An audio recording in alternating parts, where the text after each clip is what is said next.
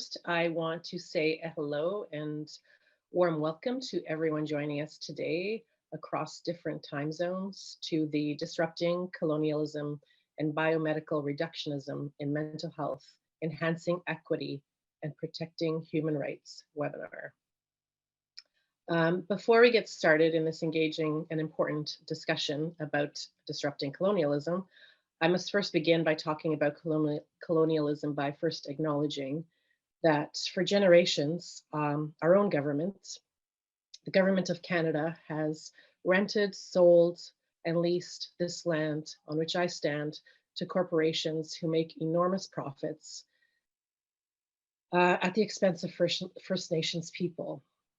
My name is Lucia Costa, and I'm going to be moderating today. And I'm speaking to you today from Toronto, Canada. Toronto itself is a word that originates from the Mohawk word Takaranto. Takaranto is the traditional territory of many nations, including the Mississaugas for the credit, the Anishinaabe, the Chippewa, and Haudenosaunee, and the Wendat people.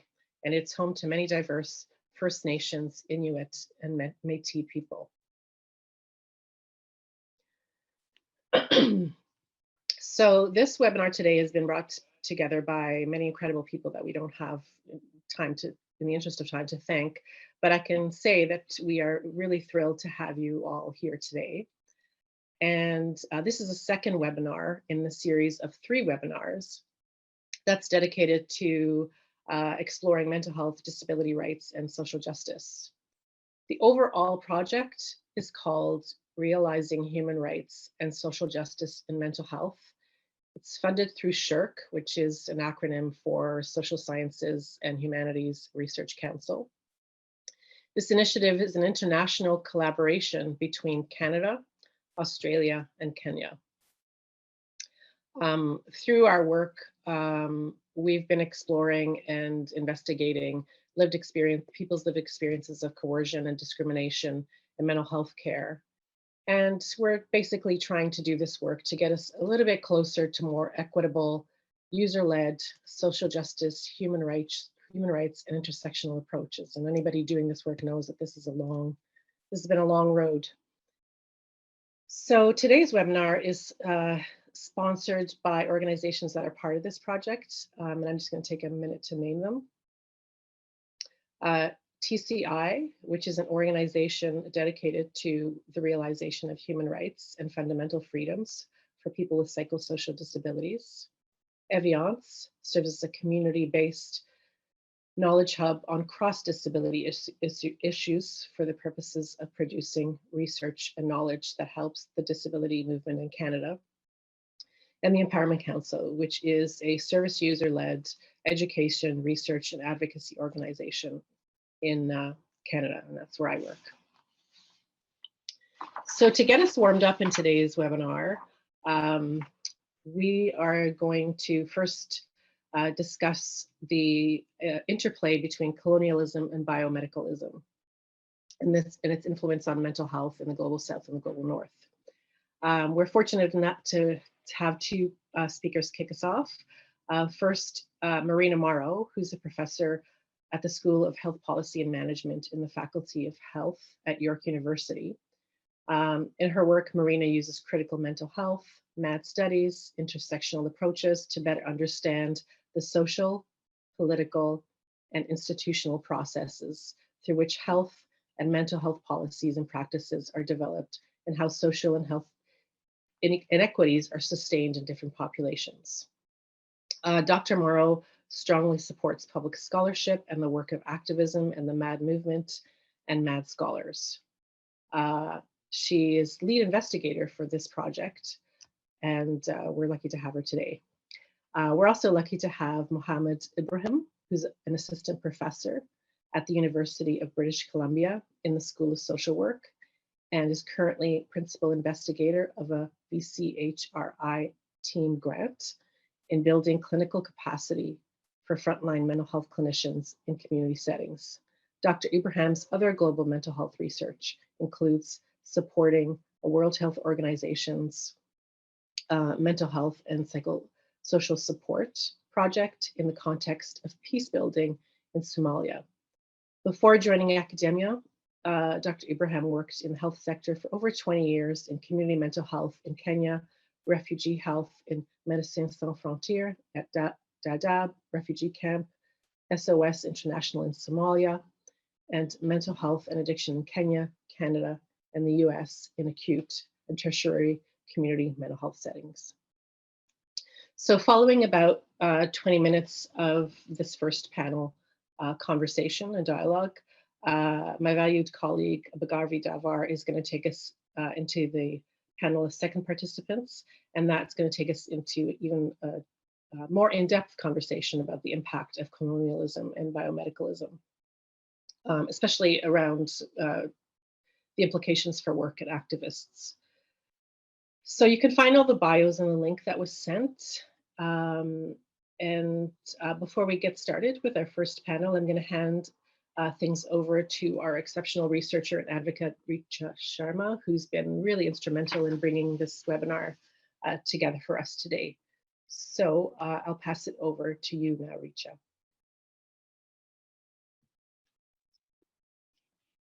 Thank you, Lucy. Thank you for giving the opening remarks, for introducing the speakers, and for your kind words.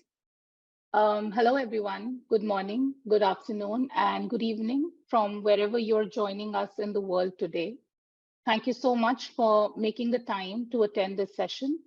I'm Richa, the Research and Advocacy Officer with Transforming Communities for Inclusion, TCI, the largest global organization of persons with psychosocial disabilities, and I welcome you all on behalf of this entire organizing group.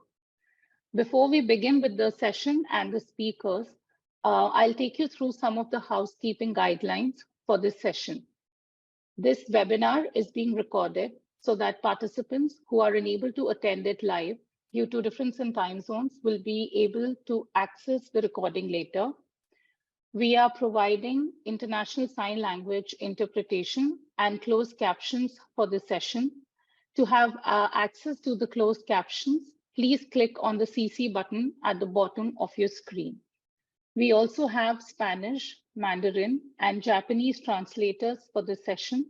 To access the required translation channel of your preferred language, please click on the globe on the bottom of your screen and select Spanish, Mandarin, or Japanese as the language. For the speakers, we request you to please keep your microphone and camera off while you're not speaking. You can turn on your video and microphone when you're invited to speak on the panel. The speakers are also requested to speak at a normal or a slow pace so that our support team can meet the flow of the presentations. And we also request all our interpreters, captioners, and translators to please flag us down to slow down in case any of us are moving too fast.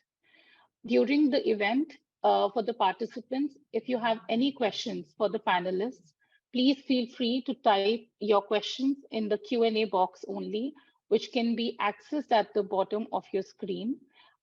We also request the panelists to respond to these questions directly in the Q&A box, if possible, or we can take them up at the end of the session.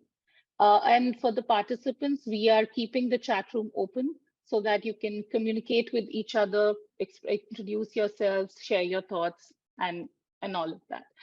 So with that, I welcome both Marina and Mohammed to please start the first panel. Thank you. Thank you, Lucy and Risha. Welcome, everyone. It's wonderful to be here. So Mohammed and I are going to have a bit of a dialogue around two questions. And the first question that we wanted to kind of take up is the interacting effects of colonialism and biomedicalism in mental health as it sort of manifests in the global South and global North. And like Lucy, I want to start by acknowledging the territories on which I reside.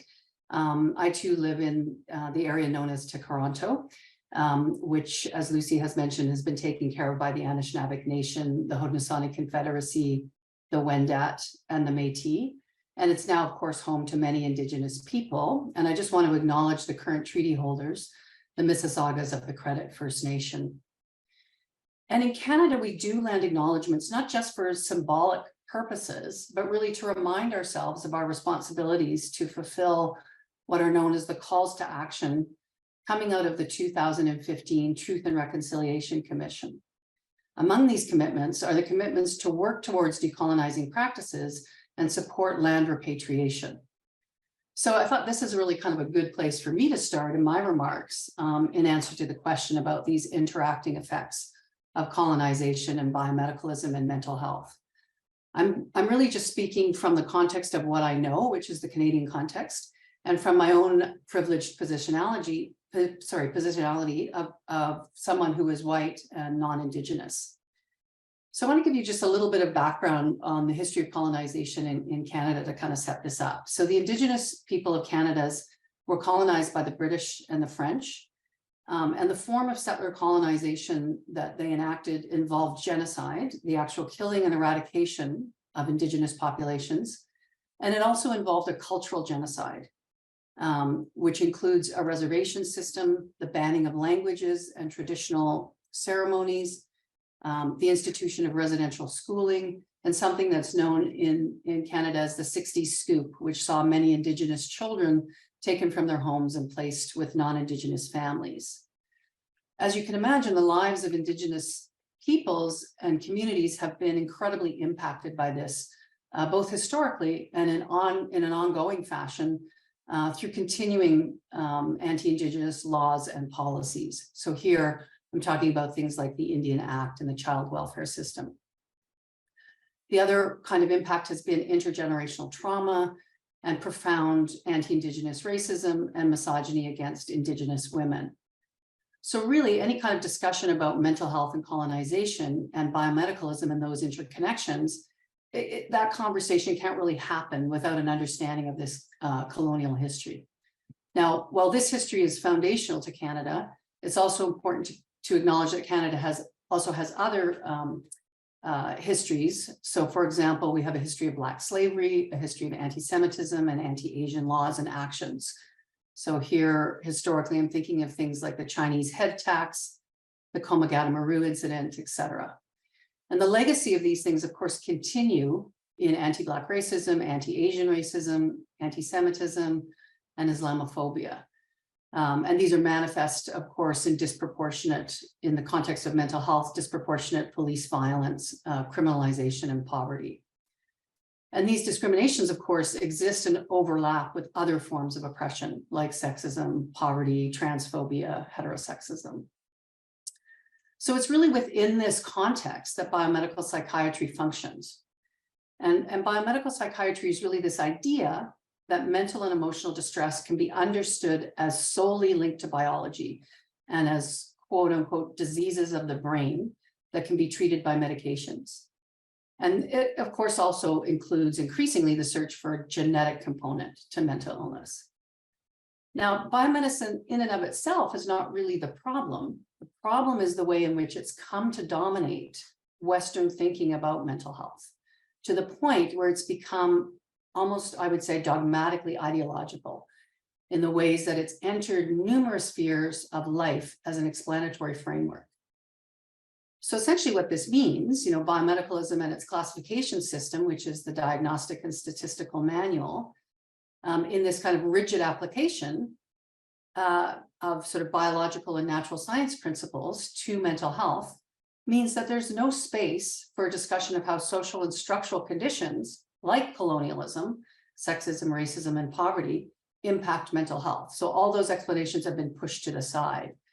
And so what you see is that the psychological harms of something like colonialism are dismissed or interpreted as illness. So the very symptoms of these social and structural problems are understood as illnesses. So just to continue a little bit on that vein, so Western science then and the scientific method has really been presented to us as this sort of value-free, objective way of knowing and assessing the world. And yet we know the very pursuits of Western science, historically and continuing to today, are intimately tied to projects of colonization and underpinned by a worldview of scientific racism and the science of eugenics historically. So science including the science of psychiatry, is not a neutral endeavor, right? And as such, racist colonial mores of society and all of the other forms of oppression that we know about are literally sort of baked into psychiatry and its practices. And there are abundant examples of this, and I'll just give a few. For example, the ways in which Indigenous people have been constructed as mentally disordered, quote unquote, as alcoholic, as traumatized, or that paternalistically they should be, just wards of the state. And this anti-Indigenous racism has allowed Canadian society to ignore the fact that many Indigenous women have gone missing and murdered, the dozens of Indigenous children that died in residential schools still lie in unmarked graves, and that encounters with the mental health systems that are meant to be places of support and care for people are often discriminatory, and in the case where police are involved, are often deadly. And then critically, Indigenous knowledges about mental well-being have historically been denigrated and erased. Now, of course, there's much community activism and resistance to this, but before we get to that, I'm going to turn things over to Mohammed Ibrahim for his remarks to comment on some similar things, but in the context of the Global South. Thank you, Dr. Marina. I hope everyone is hearing me. I'm joining you from Kenya, and was in the midst of other activities, so I'm kind of a bit in a noisy place. So hopefully the voice is okay. So I'm joining you from a country that has gone through so much colonial harm. I would say that Kenya as a nation identity was a violent creation of the British colonial system. And it's something that is impacting people until right now in many ways. I'm teaching a mental health course here with students from my university.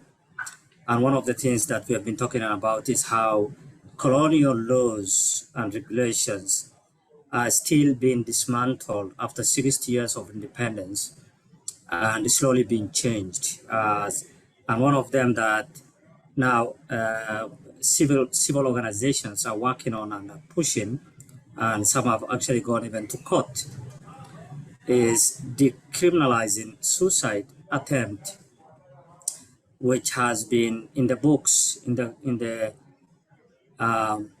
laws of Kenya that was inherited from the British colonial government. And basically no one really bothered to change that until now, when organizations that are led by individuals with lived experience have tried to push for that. So as we talk about, the impact of biomedicalism and colonialism in the mental health system, it's still evident here until now because of those colonial laws. But I will also argue that unlike many policies or interventions or programs that colonial governments have transported or have taken to the countries that, or the nations that they have colonized, in the context of development or in terms of civilizing natives or backward people, or whatever language has been used in the past, whether it is the education, whether it is the healthcare system, it has been central to the colonial system that this is about modernizing societies. But when it comes to psychiatry, I will argue that it actually was not the case. It was not about helping people. I will call it, and other scholars before me have called it, benevolent violence, considering the role of biopsychiatry, especially in the context of Africa during colonization. The first thing I will mention is epistemological violence, and also epistemological dominance. In the African context, one thing that was evident as per the research was done, and also the structures that have been put in place during colonial time, is the strong focus that the colonial powers, whether it is the British in East Africa or in Southern Africa, or the French in North Africa, like Algeria, that their knowledge of healing and of treating diseases and conditions was superior to those of the African population that has been in existence for years. So there was intentional focus on really suppressing traditional African knowledge and healing. And that has been effected in many ways. One way was really formalizing in the colonial structure that was put in place. The formal education system was devoid of the local traditional knowledges. And one way of doing that was centering the European languages, whichever country was colonizing whichever part of this continent, that they centered the European languages. For example, in the context of East Africa, like Kenya, English was the only formal language, and that any education that was to happen within the formal education system had to happen through the English language. So it was if you go to parts of Southern Africa, like Mozambique, where it was Portugal, and in North Africa was French. So one way of doing that was ensuring that the medium of learning and knowing happens through the language of the colonizer. The other form of epistemological violence was through legislative process, where traditional healing were specifically targeted and outlawed as dangerous, backward, or harmful, and not worthy to be offered as a form of healing.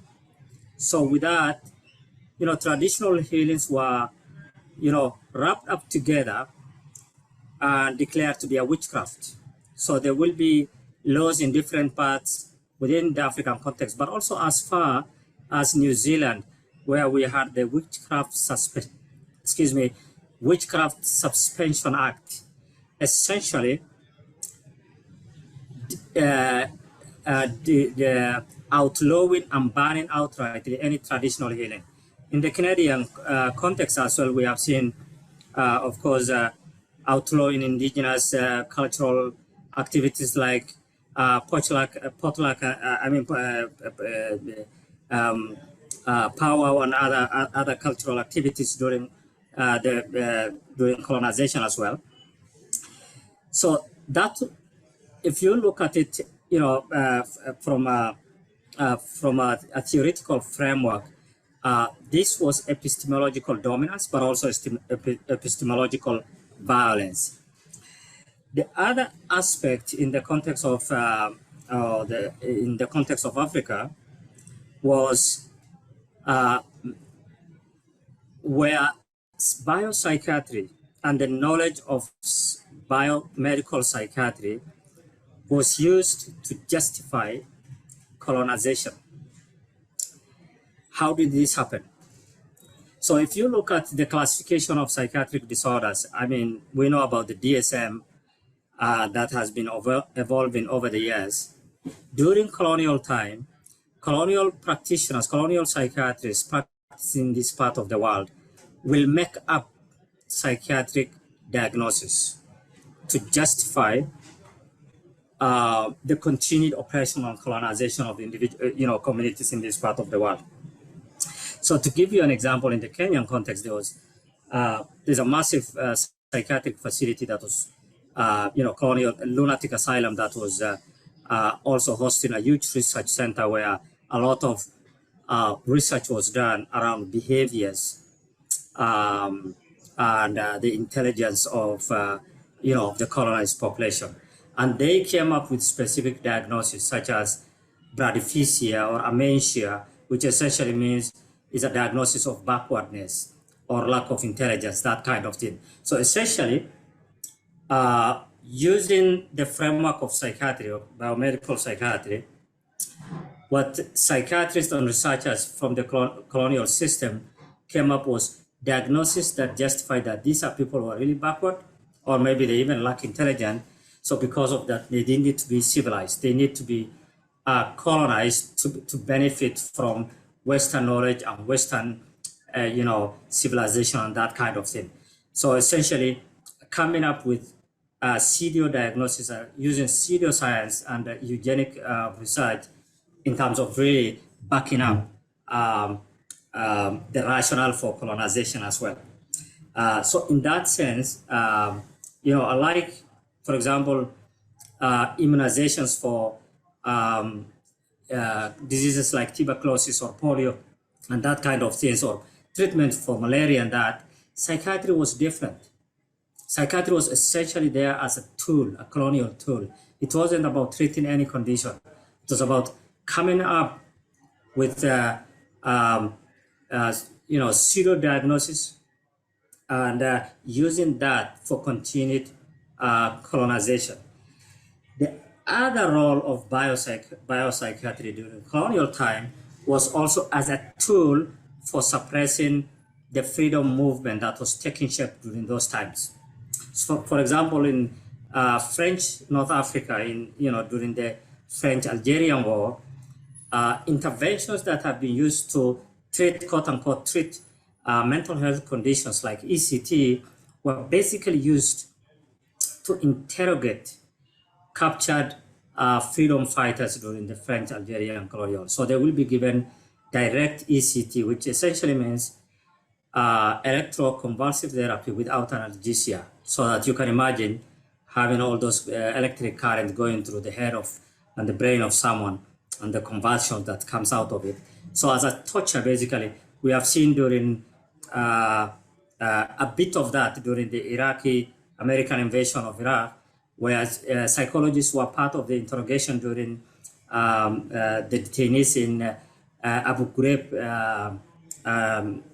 prison in Baghdad, where psychologists were basically part of the waterboarding and all that. So essentially the beginning of that was during colonial time, where interventions like ECT were used to break down detainees during the colonial time as well. Then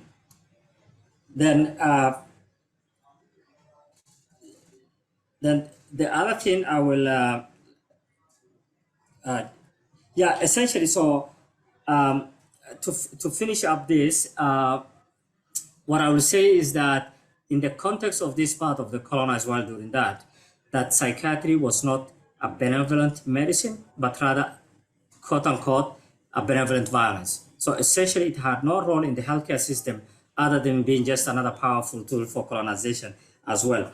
And part of what was happening in this part of the Atlantic was similarly happening, especially in the United States.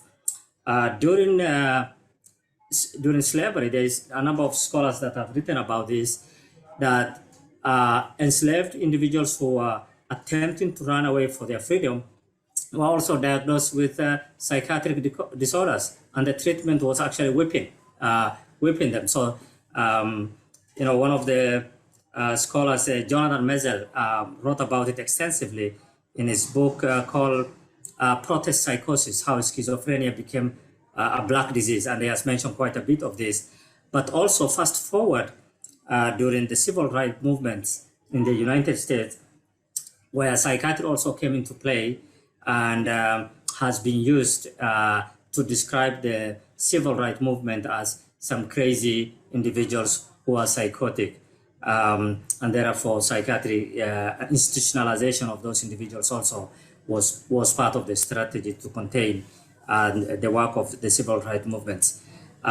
So yeah, I'll stop there and over to Marina again. Thank you. I think what's really striking, two things I want to pick up on is like psychiatry as a colonial tool, and the ways in which psychiatry has historically been used to put down resistance and kind of reinforce, colonial norms. And it's interesting to see both the differences in our different colonial contexts, but also some of those crossovers and similarities.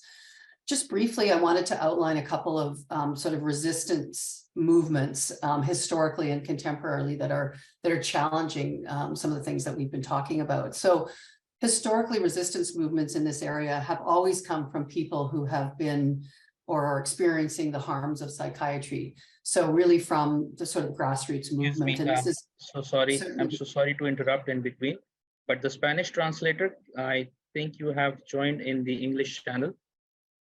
Can you please go back to the Spanish channel? we're okay. So sorry, Marina, so sorry. No problem. Important to I have. think it's working well now. Perfect. Okay. Yeah. So historically, this has certainly been true in the Canadian context, and kind of there are some examples, I think, in the U.S. as well that would fit with this. That resistance to biomedicalism and colonialism have often been tied historically to other sort of activist movements, particularly progressive movements in the 60s and 70s, like feminism, the anti-war and anti-imperialist movements of the time, Indigenous rights movements and civil rights movements. So just a couple of examples here, feminists had played a real key role in pointing out the inherent sexism in psychiatry and challenging the ways in which psychiatry has sort of naturalized and essentialized women as quote unquote the weaker sex. And in doing that, they illustrated how patriarchal understandings of sex and gender were manifest very much in the professional practice of psychiatry and the impact then on women. So for example, things like the censoring of queer lives, blaming women for intimate partner violence, reinforcing racism, etc.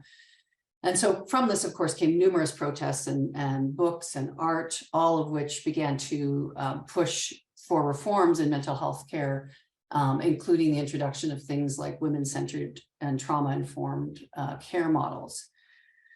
At the same time, there was also other movements that described themselves as anti-psychiatry, and this emerged usually again from people who had been institutionalized, who'd experienced the harms of psychiatry, but also, interestingly, from within the profession of psychiatry itself, right? And people began to share their stories and start grassroots organizations and exert pressure on the mental health system to adopt more recovery-oriented frameworks. So some people worked to reform the system and other people rejected it altogether and rejected the language of mental health altogether. And so today we have the legacy of those movements, and MAD movements still have an incredible sort of presence and are bolstered by the knowledge and experiences of MAD people. And some of that work has now made its way into the academy and has birthed the discipline of MAD studies, which is creating knowledge and an evidence base that's really counter to traditional psychology and rejects this idea of biomedical dominance. Two other just very quick points, because I know we're getting short on our time, but MAD movements have been incredibly productive and important, but they've also been criticized for not paying enough attention to issues related to colonialism and race and other forms of oppression. So not all populations equally identify with MAD movements, and Indigenous individuals and communities may or may not draw on this history in their own activism. But in fact, decolonizing and Indigenous resurgence movements are really growing in Canada, and Indigenous ways of knowing and traditional practices are being reclaimed and implemented. So these practices don't always altogether reject biomedicalism, but often incorporate biomedicalism into more holistic kind of ways of understanding well-being. So just as a sort of a final point about resistance, and hopefully we'll get into this conversation, I think that there's much more sort of solidarity work that could be done between MAD movements and Indigenous communities in order to move us forward. So I'll move things to Mohammed for some brief final remarks on resistance. Thanks, Marina. I guess to add on that and also to wrap it up is that for a number of organizations that have been created and managed or operated by folks with lived experience, and according to some of the scholars' work, is that the colonization or countering the impact of colonial psychiatry is seen as a continuation of the decolonization movement, whether that was across the world, whether it is Mahatma Gandhi in India doing nonviolent movement, or whether it is the African National Congress in South Africa, or the Mau Mau in Kenya, or a host of other independence movement or freedom fighters movement, that this is essentially a continuation of that. Freeing, countries freeing themselves from colonization was one thing, and we have seen the civil rights movement, gay rights movements, women rights movement, also coming up immediately after the rise against colonization, and also movements around addressing issues of mental health. It started during the 60s during the civil rights movement, and that was at that time the push to deinstitutionalize, especially in the North American context at that time, saying that MAD movement was as kind of in the same breadth and time like civil rights and women rights and gay rights and so forth. As much as we've seen so much success in the other movement, it wasn't so for mental health. But nevertheless, we have seen that picking up. In the African context, we have organizations that came together and formed the Pan-African Network for Persons with Psychosocial Disabilities.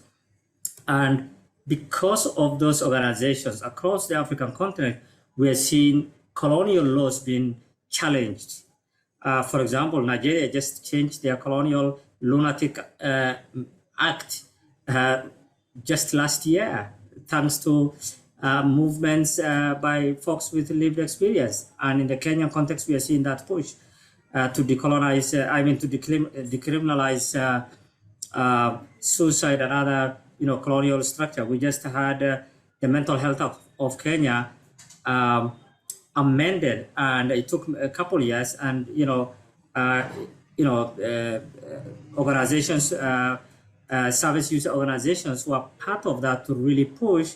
And now we have a new mental health act that kind of expanded and really address issues of human rights as well. So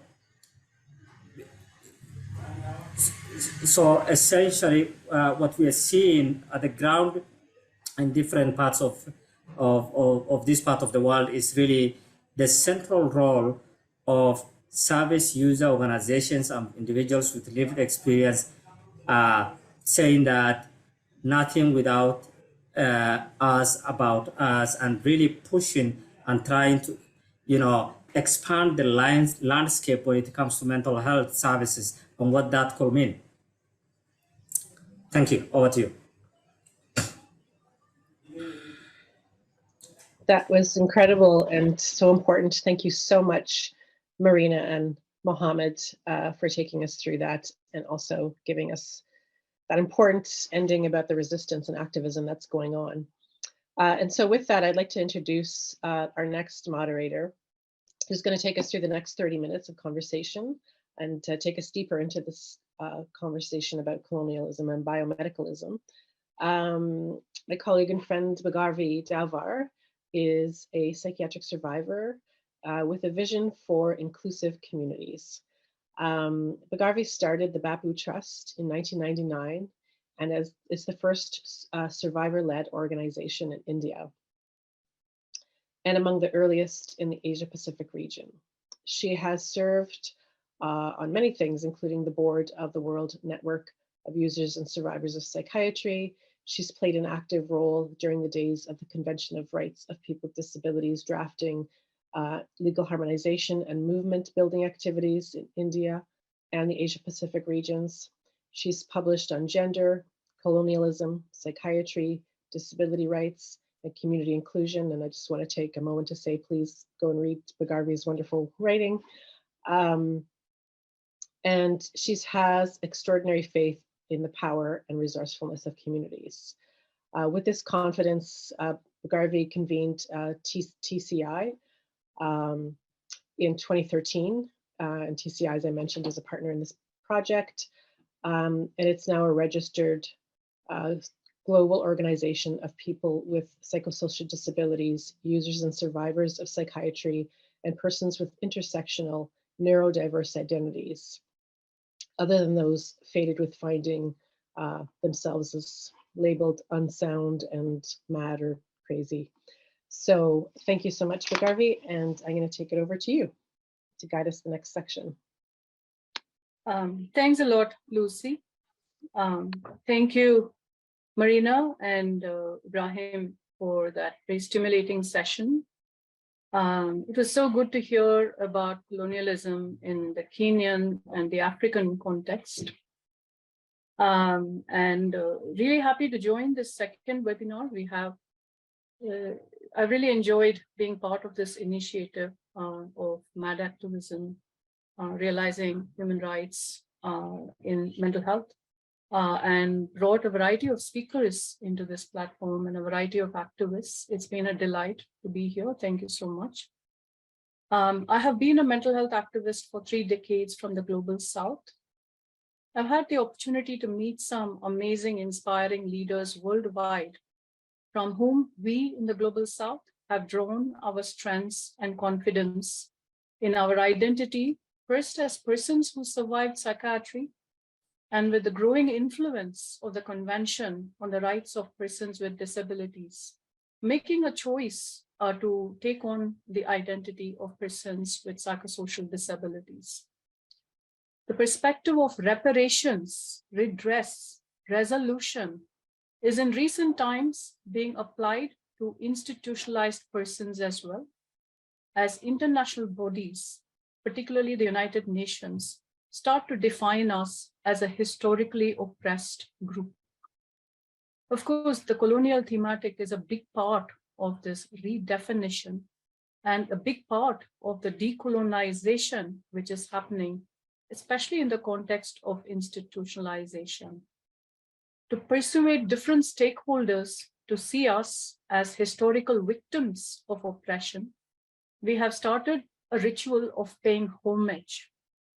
Transforming Communities for Inclusion pays our deepest respects and homage to leaders and martyrs, past, present, and future, who are giving and sacrifice their lives, their courage, and who brought their courage and integrity, and who fought for our liberation from an oppressive care system.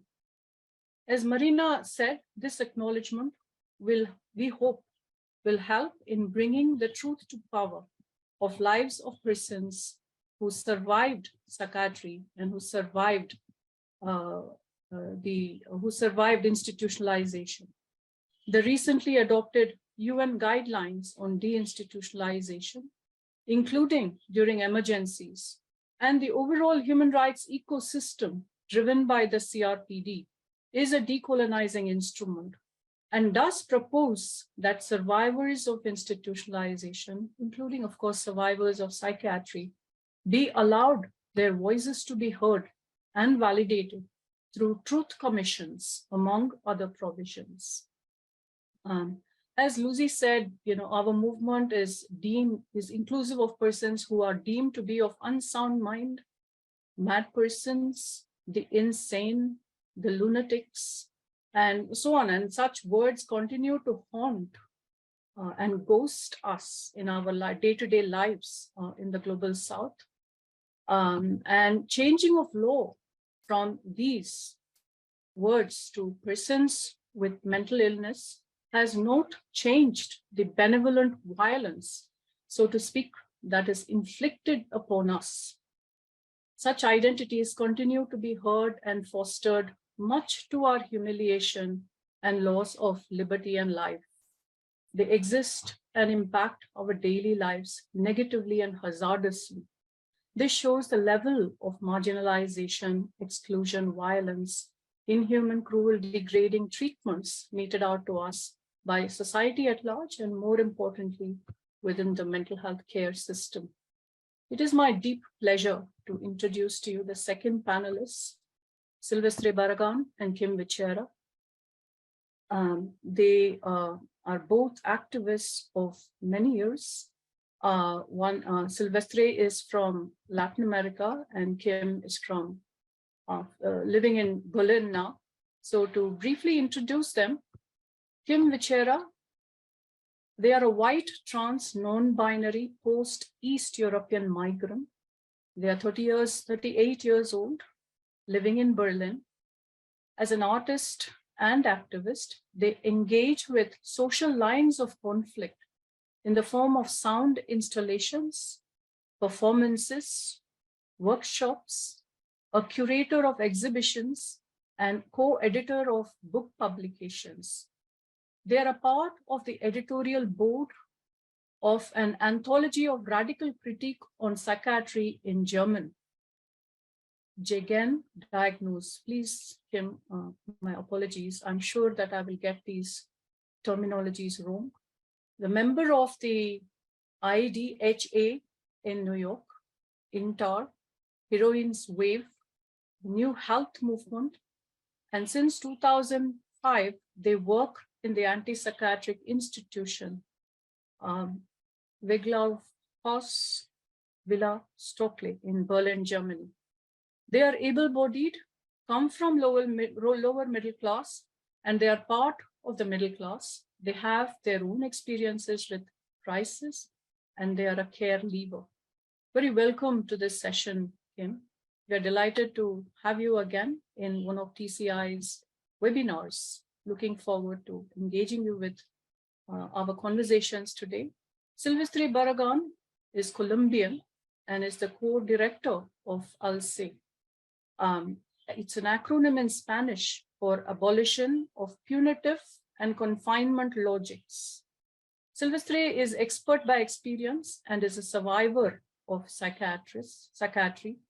He's an activist with a long trajectory on projects from a mad and trans feminist perspective that explores how creative practices can be tools for actions of resistance, of empowerment, and social change. So it's a pleasure for me because in TCI, we have a lot of activists who engage with creative artistic expression to bring the idea of resistance and also to bring the idea of community inclusion to peers and to the society at large. So very welcome, Silvestre. Really looking forward to this. Here we go. My questions, I have a set of 3 questions. And we will take time to, each one of you can have some moments to answer each of them. You have both been leaders in your own context in the MAD studies movements. You've been advocating for the rights of persons who are survivors of psychiatry, persons with psychosocial disabilities. You've been so much part of broader resistance movements, standing up for the rights of those with intersectional identities, to name just a few. How do you relate to the concept of biomedical reductionism in your work and in your advocacy? Has it impacted your life or the lives of communities that you work with? What has been that impact? Why is this so important to you? I mean, I think all of us spend all our time and indeed our whole lives devoting to resisting biomedical reductionism, particularly the violence caused by psychiatry. So what motivates you? Why do you have to do this? Over to you, Kim, and then we could have Silvestre. Thank you so much, and I'm very grateful for the participation in this panel and would like to thank you for inviting me and say thank you to Lucia, to Bagavi. Thank you so much for this strong opening words, Bagavi, and also thank you, Marina and Mohammed, for the first panel, and to you, Silvestre. As an activist, I see colonialism and biomedicalism and mental health as intervened, reinforcing each other's harms, and biomedicalism with its narrow focus on individual pathology and medicalization of human experiences erases the cultural, historical, and social context of mental health. And it disregards the effects of colonialism, racism, and social inequality on mental distress, and instead presents it as a biological or genetic problem.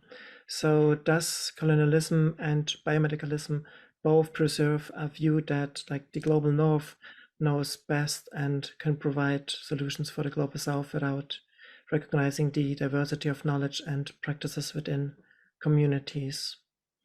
Now, breaking this down to the everyday reality of racism in Germany, it also means that, for example, racism has consequences for the well-being of Black people and people of color, but the service system they might then seek out to is designed to meet the needs of white people and is also dominated by white professions.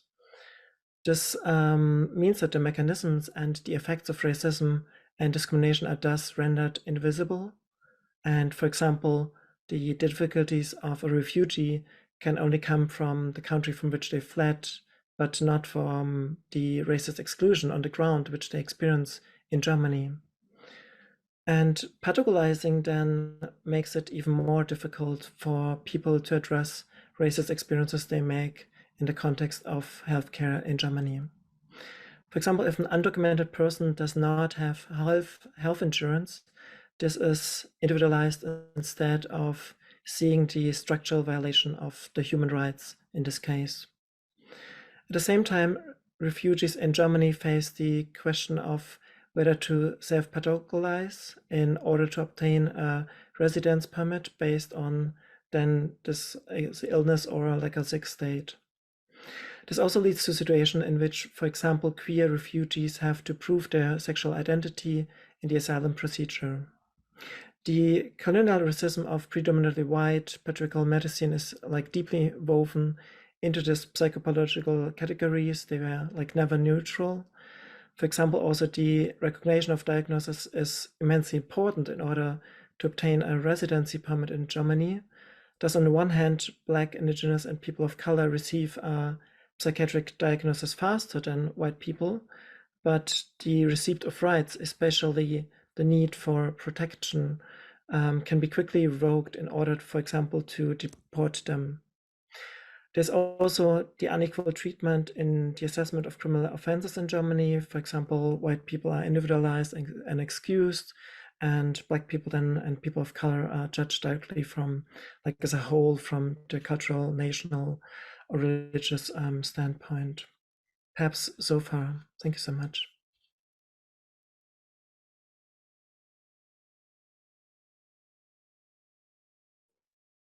Thank you, Vale, Kim. muchas, Yeah.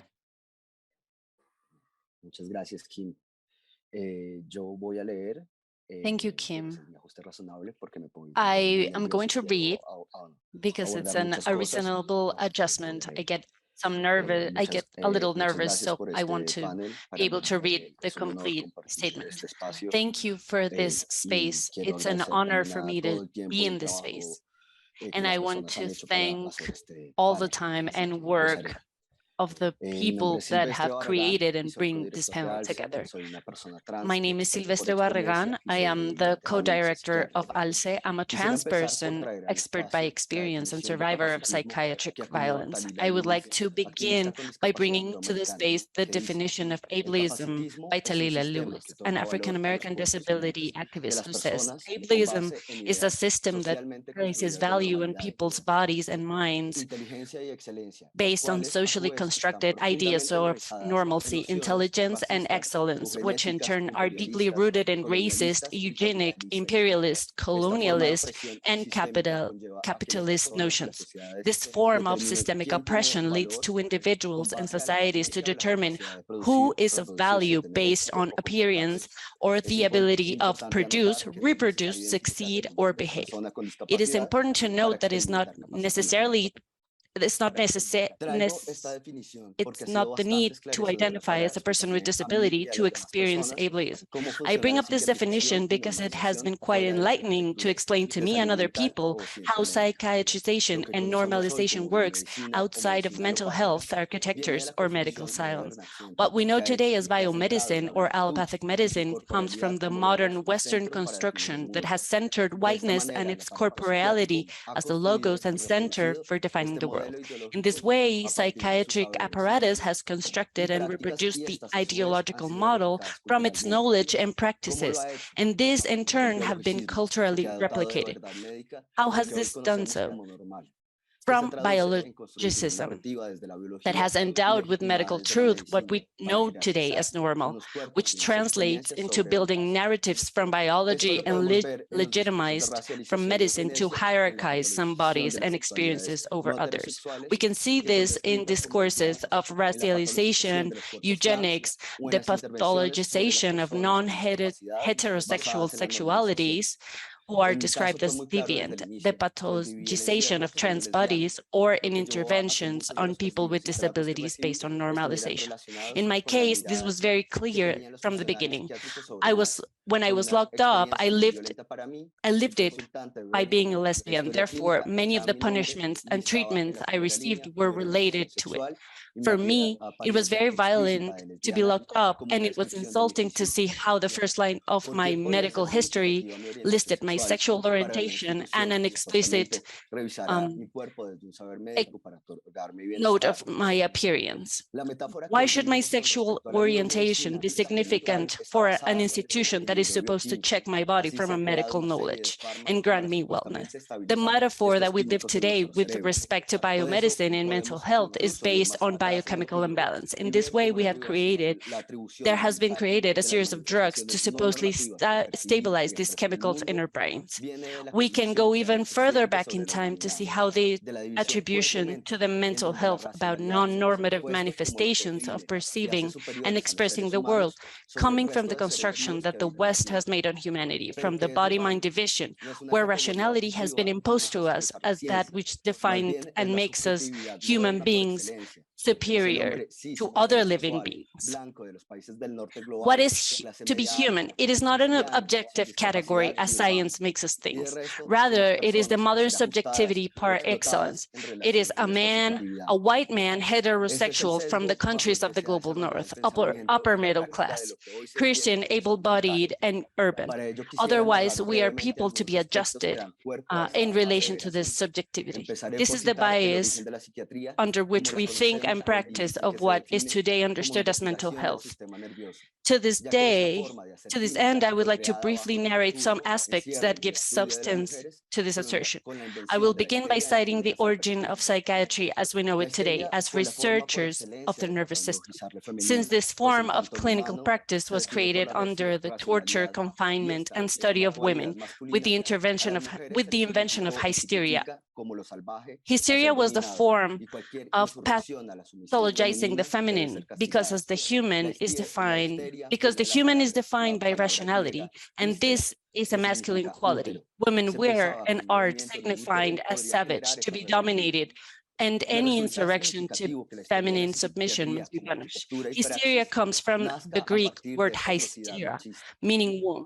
It was thought that a movement of the womb could generate such rebellion. It is significant to me that the history of psychiatry as architecture and practice is born out of macho atrocity.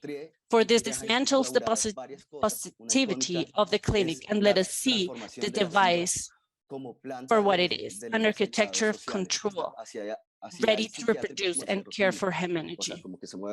La Salpêtrière leaves several things in place. An iconic one is a transformation of the asylum as a plant for outside cows, for social outcasts, into the psychiatry as a clinical confinement, the next one, which is very important to understand biomedical reductionism as a diagnosis based on the gaze. This form of clinic development, in the use of photography as a way of studying madness or hysteria in this case. Thus, millions of photos are taken trying to find out what the madness looks like, and at the same time, as criminal photography is developed to see where the malignancy lies. This is known today as scopic regime and consists in understanding how the gaze has been giving the power to classify the dangerousness of people under the bias of the hegemonic or normative as the good. That they have been created in tandem is no accident and explains the confinement of both prisons and psychiatric institutions and the association of one another as the dangerous to be isolated. From this attempt to identify the badness and alienation of people, phrenology was born as a procedure, which consisted of measuring skulls to explore how they could make sense of mental illness. Phrenology might be the precursor theory to biochemical imbalance, yet today they check brains with new technologies and do not find conclusive results regarding the alleged mental illness, perhaps because it is impossible to find the brain the deception of the world and justify through science the social metaphor associated with normality. In this first section, I have shared broadly how biomedicine and coloniality can be understood from biologicism. Now I would like to review these connections in my context. For the Colombian territory, as for many of the territories of the Global South, this is a wound that is still open. In the case of Colombia, this is a very complex relationship due to war that still today has not ended. And this is largely due to colonialism in the imposition of a nation state. It is impossible, as an impossible project for the territory that left very marked relationship between the center and the peripheries. This, on a larger scale, has to do with the context of the city and the rural areas, which is the largest part of our country, but continues to be the most impoverished population and the most impacted by the frameworks of the war. This relationship, on one hand, has caused the Colombian state to neglect the populations to leave its centers. Many territories in the country, for example, do not even have aqueducts or electric system. But this remoteness in our context makes the territorial abandonment to be retaken by the illegitimate power of different armed actors and foreign extractive companies. This exposes a new map where the redistribution of power is made by strategic territories, either for their wealth, for the plundering, or for the strategy of drug trafficking rules. This retaking of the power of the territory by the illegitimate power extends sinister control logics, where what we have seen as the imposition of the normal by science is replicated from violence, and everything that is not normal is annihilated in this country. In this connection, I would like to thank the contribution of Nikki, a trans thinker who has accompanied in two spaces of ALCE. This relationship can be traced in one of the reports of the Historical Memory Center called Annihilating the Difference. Lesbians, gay, bisexuals, and trans people in the mark of the conflict, of the armed conflict of Colombia. What has happened with this population also happens with Black communities and the indigenous population. On the other hand, regarding mental health, this relationship can be seen in the privatization of health in the framework of neoliberalism, which translates into very poor access of mental health services, and the people in the cities that have access to 20 minutes of therapy through a health system on irregular days. In this context, a project such as ALCE is urgent, from where we dream at some point to have enough capacity to reach these territories, to have attentions of the psychic suffering of people from a community model, which on one hand exceeds the dynamics of capitalism in its lack of care for the most vulnerable people, and on the other hand, breaks with the provision of mental health services based on the crisis, which responds more to its chain of production and standardization than to the need of people. The initiative is created under this broad context and the urban context, in the absence of collective proposals and first-person perspective from the activisms of madness in Colombia. From the living articulations that have emerged have been led by psychiatrists or relatives for people living with psychic discomfort. This reality contributes to perpetuate the violation of human rights of people with psychosocial disabilities related to torture, violation of legal capacity, which in turn results in the aggravation of subjective discomfort. In order to reach this perspective, our work has been nourished by the Convention of the Rights of People with Disabilities and the the mad or first-person activism, the DISCA justice, restorative and transformative justice, all from a transfeminist, abolitionist, and anti-punitivist perspective. This translates into seeing the the matrix of oppression in relation to mental health, inverting the individualizing logic of psychiatric diagnosis to enter to politize the discomfort and therefore collectivize the welfare. Where all this framework of understanding of the problem, we try to integrate into our practices. We are an organization of 14 people at the moment working in two ways. On the one hand, a grassroots movement guided by the line of mad activism or first person, and a second line of advocacy from the law with a team of human rights lawyers with long experience in disability.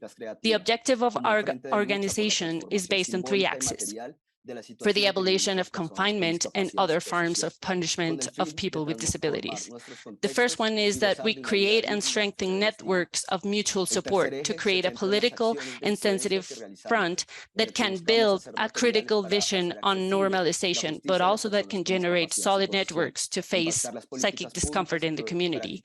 The second axis is focused on pedagogical tools and creative practices as a front of struggle for the symbolic and material transformation of the situation experienced by people with psychosocial disabilities in order to transform our context and enjoy and dignify a life free from stigma. The third axis focuses on advocacy actions we carry out, in which we seek to make materials to make justice accessible for people and psychosocial disabilities, impact public policies and practices that violate human rights, including all forms of confinement, and accompany people with an approach focused on their experience.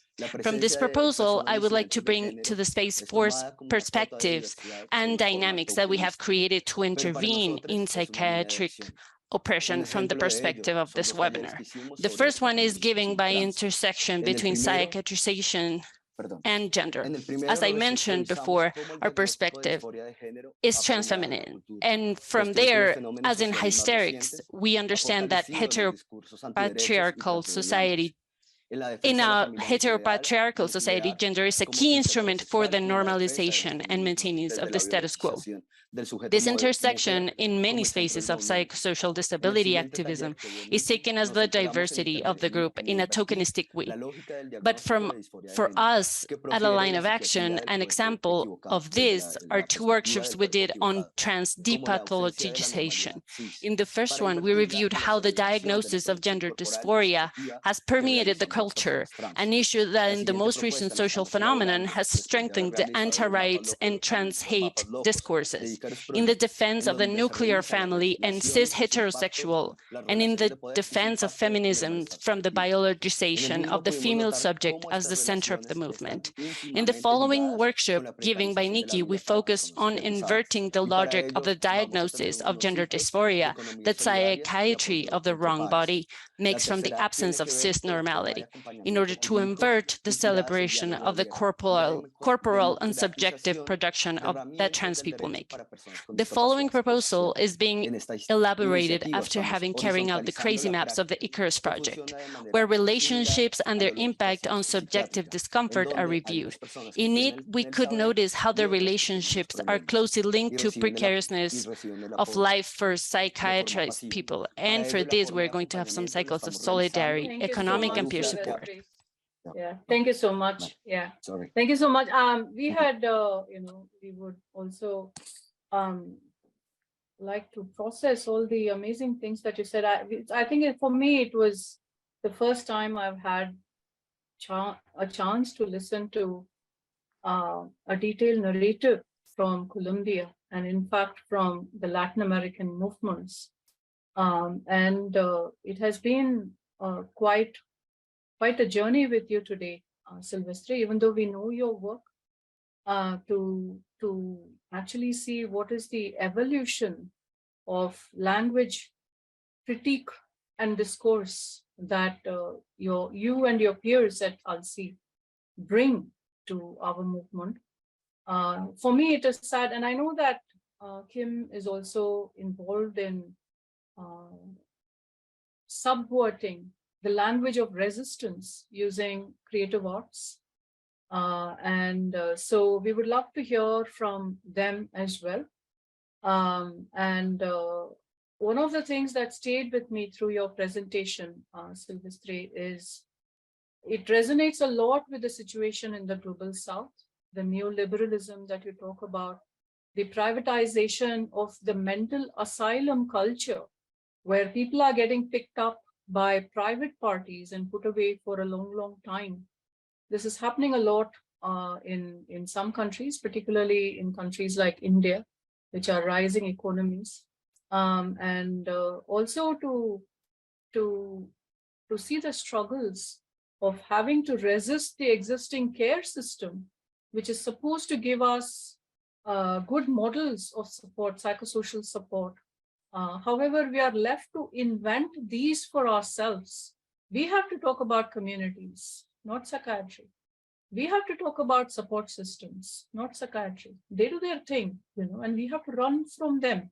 We have to find runaway houses, we have to find shelters, we have to find other places to run away to from these oppressive systems. So this is the pathos of our condition, that we have to resist the oppression as well as create safe spaces. So over to you, Kim. How do you respond to biomedical reductionism, colonialism in your country as activists? How do you? I know that you've been involved with some very exciting projects in Germany. So would you like to talk about this and also come to the third question of tangible ways that you resist these, and what are your suggestions? How do we go forward from this kind of trap that we are stuck in? Has it been satisfying for you to run away from here to another place and create your own thing, or do you wish that things were different for us? Over to you, Kim. You can take 10 minutes to respond to these questions. Thank you so much. Thank you so much, Bhargavi, for these big questions. And thank you so much, Silvestri, for those powerful words that you spoke. If I want to speak about in detail a movement that opposes biomedical reductionism, then I think I would like to talk about the New Health movement in Germany. And it takes a look at healthcare and its shortcomings in Germany.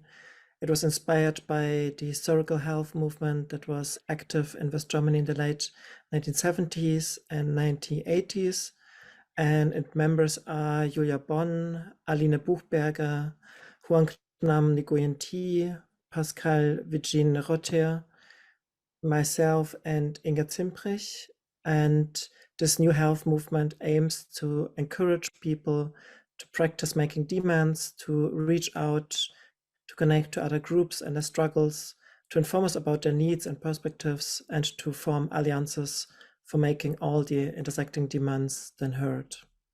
So in the course of a research process that lasted several months in 2022 and 2023, discussions were held with various initiatives, with, for example, the Federal Network of Health and Racism, with Casaqua, which is a trans, inter, and queer community and health center in Berlin, with Platzda, a cultural mediation of people with disabilities for people without disabilities, with Romani Pen, which is an association for Romni and Sinti in Germany, and also with Women in Exile, an initiative of refugee women who came together to fight for their rights. And the following demands have arisen from these discussions with the groups. The users of healthcare are entitled to communication and treatment free of discrimination. And we require a healthcare system in which a holistic view on the person, the identity, history, and reality is part of any interaction, and in which communication is respectful and non-discriminatory at all times. People who need more time are often also made to feel burdensome, difficult, or obstructing, and we're often left with the feeling of taking up too much space. Communication with interpreters, different forms of communication with assistants, and challenging and complex health situations need and require time. So vulnerable groups, especially refugees, need holistic and comprehensive health support to cope with trauma and stress. We also demand more translators, trained, sensitized, and committed medical staff Also, the German health system is inaccessible and full of barriers for people with learning difficulties, for people who did not grow up in Germany or who do not speak German. The health system is particularly inaccessible. And this healthcare system reproduces and solidifies also hierarchical communication between the competent health professionals and the dependent patients. And we demand funding for medical and health education and training for users of the healthcare system, substantial financing of opportunities for exchange and self-help or for different communities, providing them with the required resources and spaces. The German healthcare system, the social system, and the asylum system in Germany produce anxiety and stress, and they put pressure on people and thus negatively affect their health when they are already in vulnerable situations. We demand a reduction of bureaucratic procedures that correspond to capacities of people in medical, social, and legal need, and emergency assistance and support for patients, particularly if they find themselves in precarious conditions. And also we demand complaints offices at all institutions like health insurances, clinics, universities to be equipped with more staff, more financial resources, and more power to effectively enforce anti-discriminatory policies. They should be state-funded and independent of economic interests. In conclusion, we demand a healthcare system that is accessible, comprehensive, and respectful for all users. We require a system that is free of discrimination, that listens to its users, and is actively work to combat the system issues that plague it. It is time to stand together and demand the healthcare system that we all deserve. And if I can take another 3 minutes time, then I can quickly introduce you a little bit to another way of resisting biomedical reductionism with an antipsychiatric institution, the Runaway House. Gavi, is there still time? Yes, absolutely, Kim. You could carry on, because I've heard a lot about the Runaway House in early times. It'd be lovely to hear how the program is doing now. And for the Global South, we don't have spaces like the Runaway House. And so for us, it will be good learning to know how this is done. Yeah, thank you. I'm happy just to quickly frame it, what it is about. So the Runaway House is, or also like the German name is Weglaufhaus, Villa Stöckler, so-called Runaway House. It is an antipsychiatric institution that exists in Germany for over now 25 years, and it's a place where I work. And it is a peer-run respite located on the outskirts of Berlin that was founded by ex-users and survivors of psychiatry in Germany in 1989. After a long struggle, a service contract with the funding from the local government was signed in 1996, and the first residents were admitted. So it was a groundbreaking archivement in Germany, where mental health system services are rarely available outside of government financed structures, and to have such a radical project to now be also state-funded was quite a big archivement. The Runaway House is a villa on the outskirts of Berlin. It has a garden with a pond, 2 common rooms, a kitchen, a mixed floor, 1 floor for women, lesbian, inter, non-binary, and trans people. And the antipsychiatric concept, which makes it special, can be outlined as follows. First, the institution does not work with diagnosis. Instead, the description of the residents and their experiences is the foreground. Secondly, the residents can decide for themselves whether they want to take psychotropic drugs or not. Thirdly, the work is as transparent as possible, and residents can view, for example, their files. They can also participate in shift change and team meetings. Fourth, at least half of the team are ex-users and survivors of psychiatry. And finally, the team works in a collectively manner without a management, making all decisions together in a grassroots democratic manner. At the Runaway House, individual rights and well-being in the social context are the focus of support. So people who come to the Runaway House or who take part in the counseling and social services provided are assisted in the efforts to gain and assert their rights. So to resolve and also to clarify conflicts in social relationships, including with relatives and partners, and also to secure basic income and housing. The team also provides support to dissolve legal guardianships and arrange legal counsel, access to outpatient therapies, and bodily and personal autonomy are supported by helping people access services that can help them take care of themselves and feel empowered in their own lives.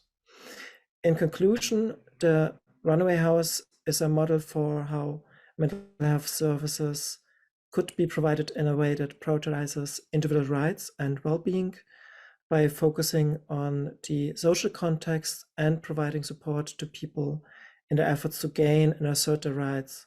The Runaway House has been recognized by many important organizations as an example of how mental health services should be provided. And I think those two examples are good to see how we, for example, and hopefully can be together free in a community while not harming each other or violating boundaries of each other. Thank you.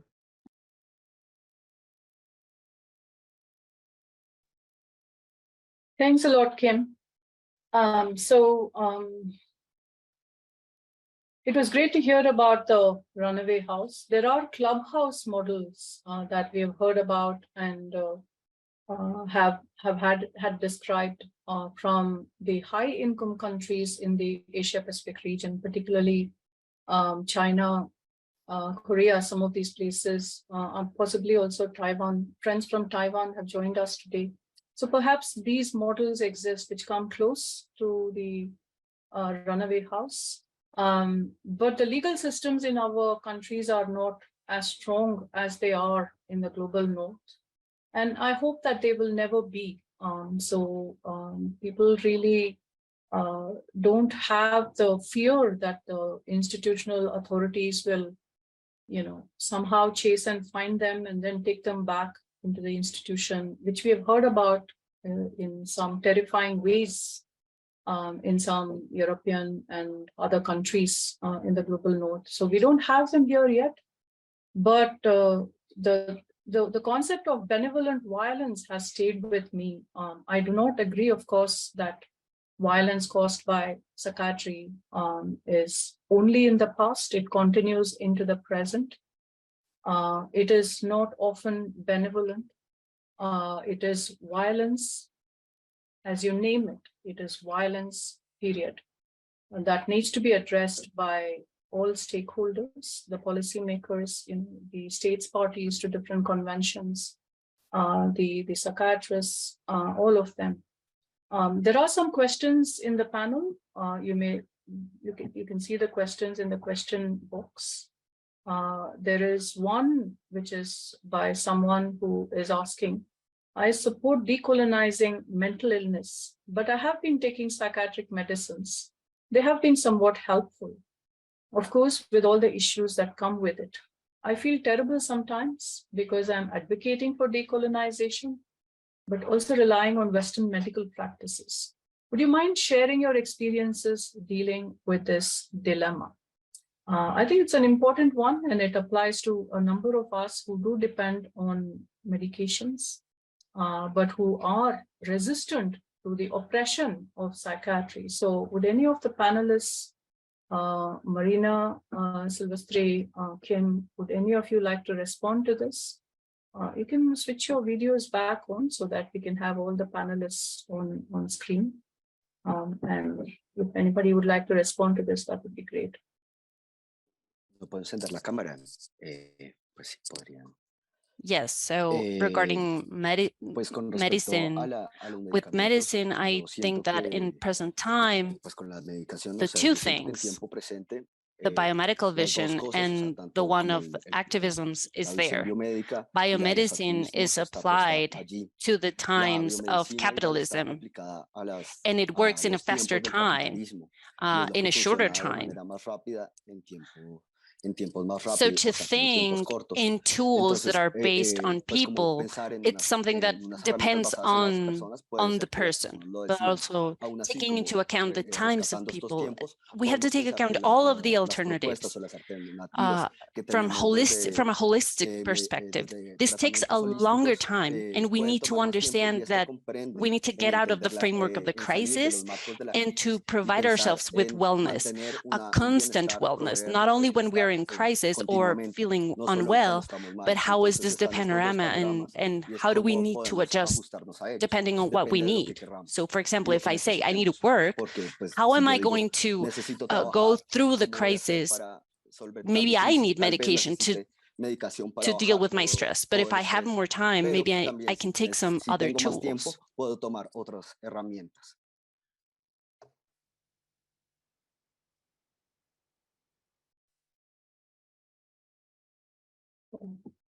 Thank you so much, Silvestre. I think this is the kind of, I don't think that the movement is against medication.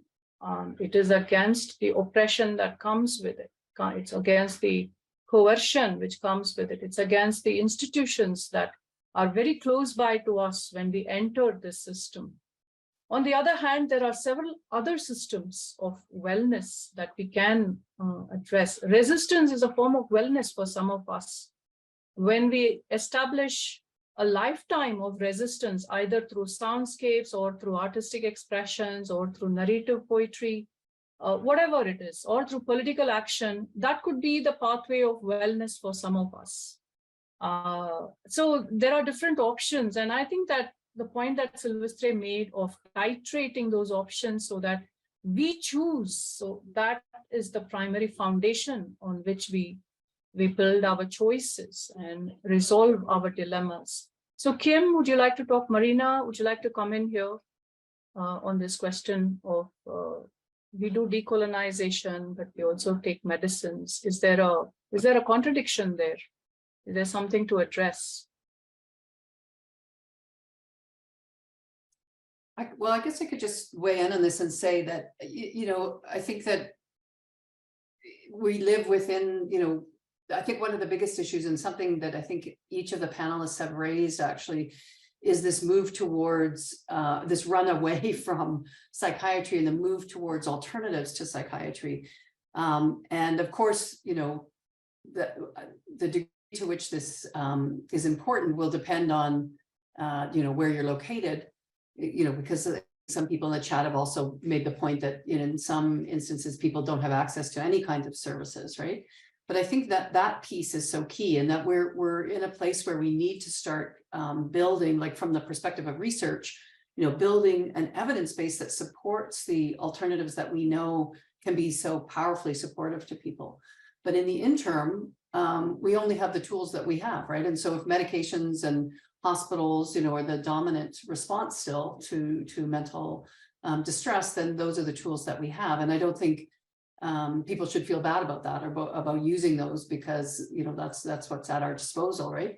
So what we need to work towards, though, is I think expanding that the understanding of alternative ways of knowing about mental wellness. And to me, that would also ultimately could incorporate biomedical perspectives. It wouldn't mean necessarily throwing it out altogether. It's the fact that it's become so dominant, and also because it's become so coercive, and because, as we've illustrated, it comes out of these historical experiences of colonization and racism, et cetera, within science, right? So it's about, I guess, an imagined future, but we also have to live in the current context and work with what we have as well, right? Thank you so much, Marina. Yeah, Kim, any last words from you? I would also just add in this and say it's similar in the runaway house. We don't have this dogma of people are not allowed to take psychotropic drugs. It's more about people deciding on themselves if they want to take them or not. And for sure, it's a drama that it's very, very difficult to taper down or to get off them. And if there would be more places where they could get like services and support tapering off, and those could be state funded and like as big as psychiatric institutions, then I guess this dilemma would be like less big as it is. But as long as we just heard, as one of the only options is in distress that is being distributed as those psychotropical drugs, we are kind of in this dilemma of how to deal with them. Tapering down is usually quite difficult, or getting off of them. At the same time, the alternatives or any other options are almost not available. Yeah. Thank you, Kim. Lucy, would you like to comment and join me in closing the session and saying bye to everyone and adding your final remarks? Yeah, thank you. Yeah, I think it's been such an important conversation, and I want to thank everyone. I think it also speaks to the fact that we actually need to find more spaces to keep talking and working through these themes and issues. And so I hope we can find that more time and opportunity to do that in the future. And I just want to say, I just want to thank, and I love everyone's activism and resistance in particular, because often we're doing this work in isolation. So it's also good to support each other to keep doing that work of activism and resistance. I guess we'll say thank you now and close the webinar. As mentioned, this is the second webinar. We will have a third one in the future, and we will send out information and poster when we find the date for that.